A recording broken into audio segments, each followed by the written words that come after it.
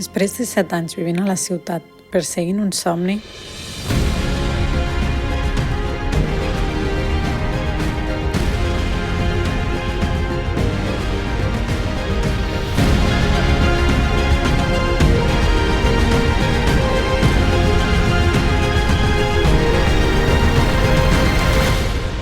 he tornat a viure al poble.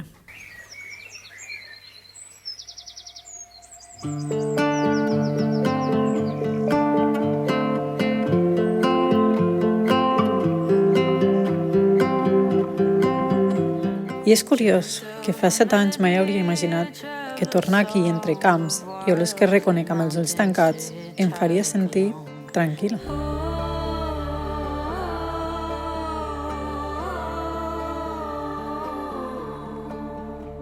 Sempre havia volgut escapar, marxar lluny dels pares, de les obligacions, d'uns estudis que no em representaven. Aleshores la gran ciutat era tot el que volia, però hi ha un moment, quan portes prou de temps vivint envoltada de soroll i llums, que t'adones que potser no tot el que creies voler és el que realment necessites.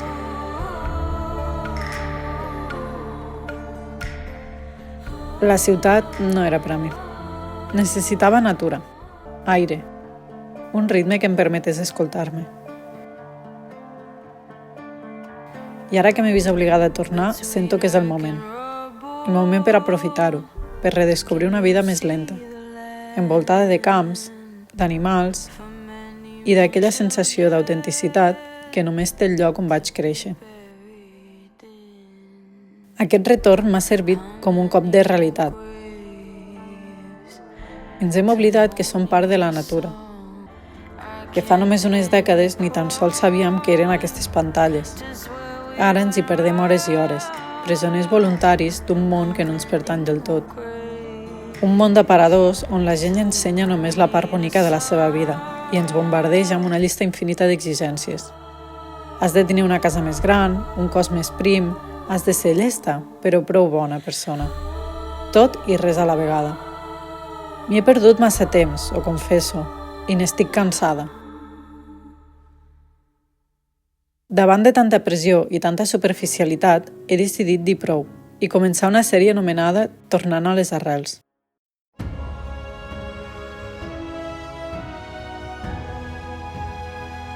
Aquest és un compromís per desconnectar de la crida constant del digital i reconnectar amb tot allò que és autèntic. Redescobrir receptes dels avis, conèixer oficis antics i tornar a connectar amb l'art del quotidià i la creativitat que neix de les coses senzilles. Tot allò que un dia em va fer sentir viva i que ara, més que mai, sento que necessito per retrobar-me. Però abans d'arribar aquí, no us enganyaré. El canvi ha estat dur. Tornar al poble no estava als meus plans a curt plaç. La meva feina s'havia acabat de cop. Havia quedat sense rutines, sense aquella falsa sensació d'estabilitat que m'havia construït a la ciutat.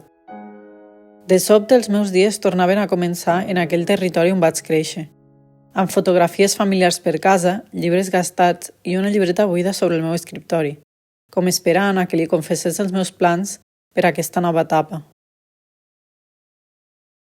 Els primers dies van ser un xoc. Portava tant de temps vivint a un ritme frenètic que, enmig del silenci del poble, em sentia perduda. Tenia la sensació que hauria d'estar fent més, aconseguint coses, demostrant. I aquí, el dia sembla durar el doble. Les hores s'estiren com si volgués donar-me espai per respirar. Em feia por, sí, però també hi havia alguna cosa estranyament alliberadora en no tenir res clar. Va ser durant un d'aquests dies estranys que vaig anar a veure els padrins. Al principi només volia saludar, complir i fer-los contents. Però aquella visita va canviar alguna cosa en mi. L'àvia, amb aquell somriure, em va fer sentir a casa. Va desaparèixer un moment i va tornar amb una llibreta vella. Les pàgines eren plenes d'escriptura antiga. Receptes, petites notes d'ingredients i moments atrapats en tinta. Això ho feia servir la teva besàvia. Si vols trobar el teu camí, comença a recordar d'on vens. I aquí és on comença el vídeo d'avui. Perquè entre aquelles pàgines hi havia una recepta que sempre aconseguia transportar-me a la meva infantesa i aquells estius al poble on semblava que els dies fossin eterns. El coc. Una recepta senzilla, sense pressa, feta amb farina del molí, oli dels olivers del padrí i paciència. Una recepta que només surt bé si t'hi fiques sense voler córrer. Així que avui vull fer aquesta recepta. Seguir les passes de la meva família, perquè aquest és el símbol perfecte del que estic intentant fer amb la meva vida. Tornar al bàsic, al que importa i al que omple. Obro la llibreta. Les instruccions són curtes però plenes d'ànima. Barreja-ho amb calma i sent. No tinguis pressa. La massa sap quan estàs nerviosa. A la ciutat mai hauria tingut temps per llegir una frase així. Afegeixo la farina al bol on tenia la llevadura i l'aigua. La toco amb les mans i deixo que caigui entre els meus dits. És estrany com una cosa tan simple pot fer que el cos es relaxi. Afegeixo l'oli, una mica de sal i torno a amassar. L'olor se'm fa familiar.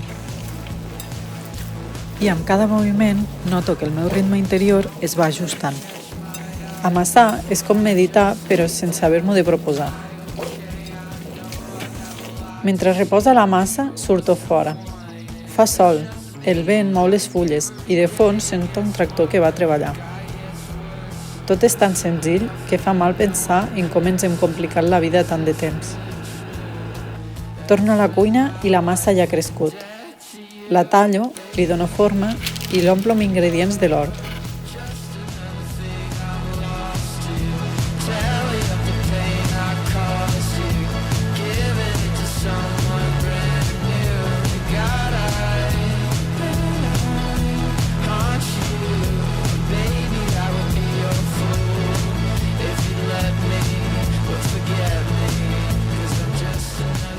Quan la tinc, sol fa falta ficar-la al forn.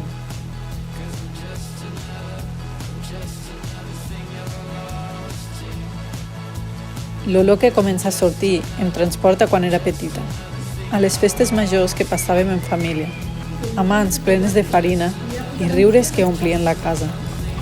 I és aquí, mentre espero que el coc estigui llest, que ho entenc. Entenc que no he tornat al poble per conformar-me, ni perquè hagi fracassat. He tornat per redescobrir-me, per reconnectar amb qui era abans de centrar-me amb el que deia l'altra gent.